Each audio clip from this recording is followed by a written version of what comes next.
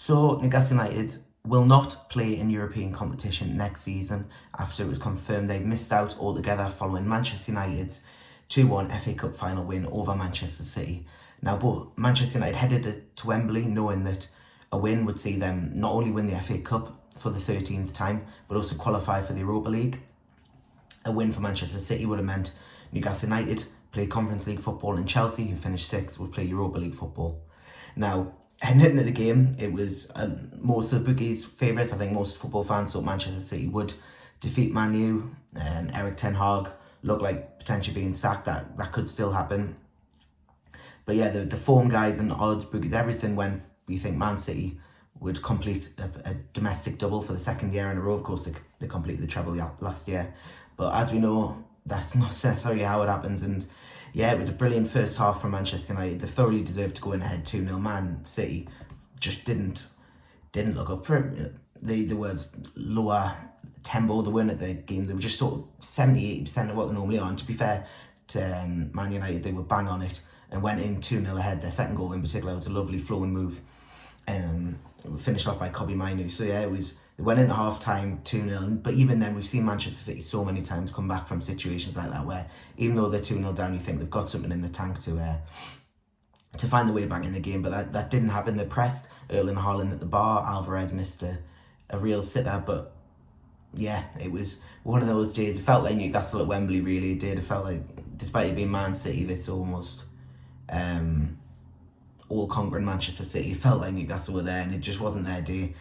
Jeremy Doku's sort of, I think it was 87th minute goal, pulled one back, but City never really had the chance after that. I don't think. Onana made a couple of good saves before that goal from Kyle Walker from outside the area, but yeah, that's it. Newcastle United won't be playing in Europe next year, and it's a big blow for them in their project. They really needed European football, certainly some sort of form of European football every year. Obviously the Champions League qualification for the Champions League last year was fantastic and far beyond what they probably thought, but it's to then go from that to no European football the season after is a big blow. They've played their own part in this. This is not, no one can take the blame other than Newcastle United. If you look at it, first of all, their performance in the Champions League along with Manchester United and other clubs in Europe means that fifth place wasn't open. Even if that fifth place for the Champions League had been open to English clubs, it would have trickled down and Newcastle would have been playing European football regardless of the FA Cup final. So that's the first thing you've got to look at.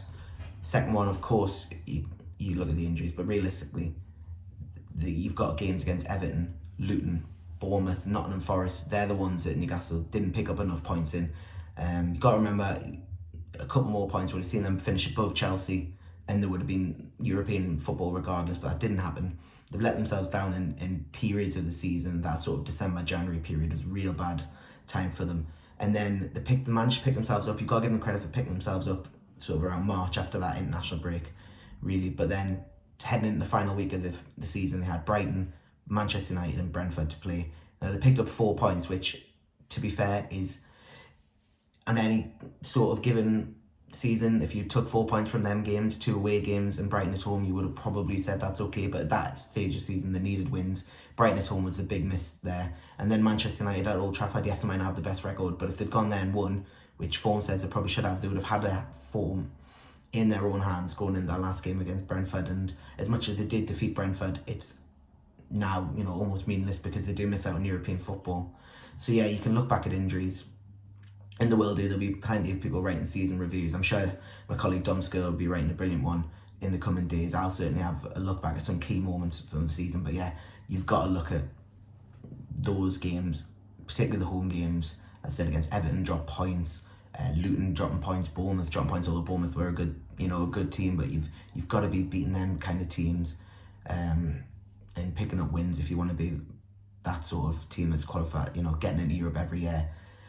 And yeah, where does this leave Newcastle? Well, it leaves Newcastle heading into a summer window without European football to be able to attract players. Now they've done that in the past. They managed to get Bruno here, Trippier here without European football. Isak and Botman, came without European football, although they did qualify for European football that season. So it's going to be a real test to try and get that calibre of players to come with a season without European football. They're of course got no European football to try and convince someone like Bruno to stay, Isak to stay. Now, again, clubs have to meet their valuation, have to pay money for them to, for Newcastle to sell. So it's not just because they've got Europe that there's no guarantee that they're going to go, but it's going to make this Newcastle project a lot harder as a sell. Really, they could get away with 1 year, but certainly next year with no European football, there's no excuse for them not to get back in the Champions League, have a good go in the cups, and really put pressure on the best teams in the league. They did it last season without European football, and they did brilliantly last year. Obviously, injuries have really hurt them this year, and their inability to sort of to beat the lower teams, which they were doing really well last year, and their away record as well has been terrible this year. So there's a few things they really need to focus on next year, and without the distraction of European football, they have a chance to do that. But it's a crucial summer now, and a crucial few weeks for Eddie Howe and his team to get them up fitness levels. Obviously, they've got the major tournaments to consider as well, but then you get the fitness levels up. They need to hit the ground running in August, and they need to really strengthen their team in the market any way they can, because it's a blow for Newcastle today, one that was avoidable of their own work. As mentioned, that last week of the season, a couple of games at home, they were the real killers for them. But now they have to pick themselves up for a real crucial summer, because next year, as mentioned before, Newcastle United will not be playing European football.